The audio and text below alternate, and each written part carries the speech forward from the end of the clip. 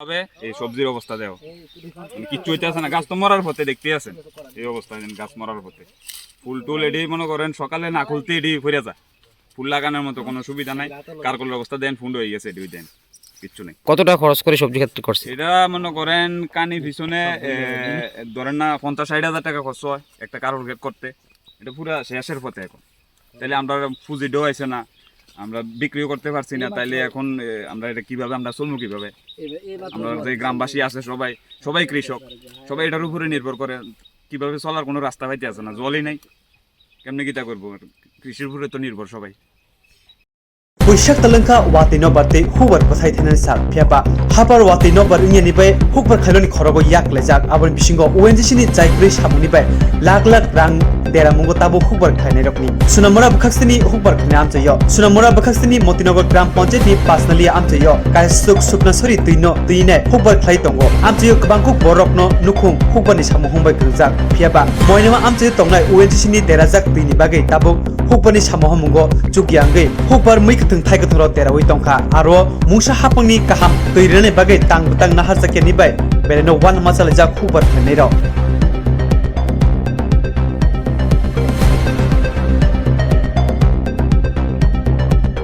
আমরা এখানে একটা নদী আছে, এই নদীর উপর ভিত্তি করে মানুষে কৃষিকাজ হইতে সবকিছু, অনেকে স্নানও করে, থাল বাসন হইতে সবকিছু মানে দৈনন্দিন জীবনেও এই জল ইউজ করে। কি নদীর নাম কি? এটা সোনাইছড়ি নদী, এটা ময়নামহাট থেকে শুরু হয়েছে, এটা এখান দিয়ে ফাঁসনালিয়া দিয়ে মতিনগর হয়ে বাংলাদেশ গেছে। হ্যাঁ, এটা পানিটা অনেক শুদ্ধ আসিল, খুব ভালো পানি আসিল। এখন দেখা যাইতে আছে বিভিন্নভাবে নদীটা মানুষে দূষিত করতে আছে, আর প্লাস এখন ONGC হয়েছে, ময়নামা ONGC হয়েছে, ONGC দূষিত জল এই নদীর মধ্যে ছাড়িয়ে দিয়েছে। এখন আপনারা দেখতে আছেন এই যে ক্ষেতের অবস্থা একদম মানে শেষের পথে, ক্ষেত আর থাকতো না, জল নাই, জল নাই, জল দেওয়ার মতো আর কোনো রাস্তাও নাই। একটা মেশিন আছে এখানে, এটাও অনেকদিন যাবত নষ্ট, এটা পুরাটা এই পানি যায় না। এমনি নদীতে জল আসছিল কি না?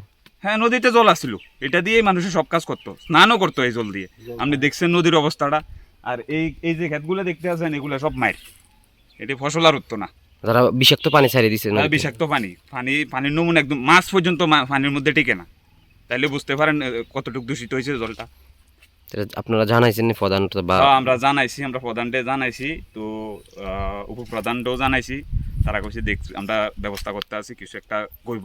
ONGC জানাইছেন? না, ONGC আমরা এখনো জানাইছি না, ONGC তো গেছে গা, পানি ছাড়িয়ে দিয়ে গেছে। পানি ছেড়ে দিয়ে তারা গেছে গা। কতদিন ধরে চলতেছে এটা? প্রায় কয়দিন উপরে 15-20 দিন হয়ে যাব। এখন মানে সবজি খেতে জল দেওয়ার মতো কোনো ব্যবস্থাই নাই, এটা পুরো মাইরের পথে সব শেষ। দেখতে আছেন এগুলোর অবস্থা। কতজন সবজি কৃষক আছে এদিকে?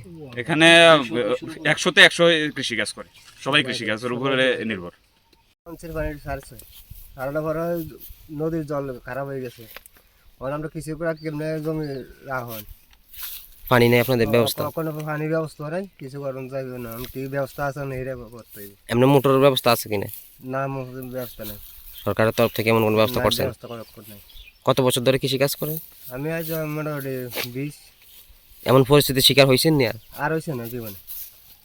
কেমন টাকার যদি লস হবে যদি জলের ব্যবস্থা না হয়? আমার নিচে কোন বর্তমানে আমার পুঁজি আছে 20,000 টাকা মতন। কি লাগাইছেন? বাইন লাগাইছি, কারকল আছে, সহি আছে, মরিচ আছে।